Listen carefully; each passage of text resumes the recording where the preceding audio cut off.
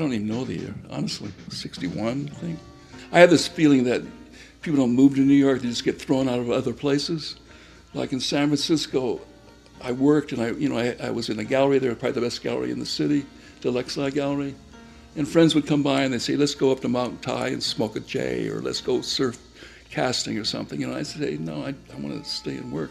When I lived in San Francisco, I would pick up the paper, the Chronicle, and see what was coming into San Francisco in terms of performance or theater or visual art or whatever.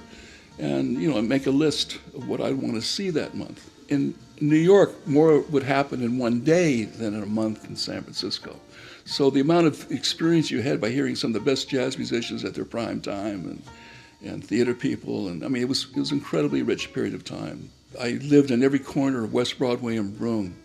Every time I moved, I would just walk out the door and walk across the street. And I started off at $35 a month, and I went to $75 a month, and I went to the big loft of 4,000 square feet. 1 month I'd pay the gas bill, next month I'd pay the telephone bill. You're always just between disconnects. During that period of time, the whole country was rebelling against authoritarian, administrations, governments, whatever else, Vietnam War, civil rights.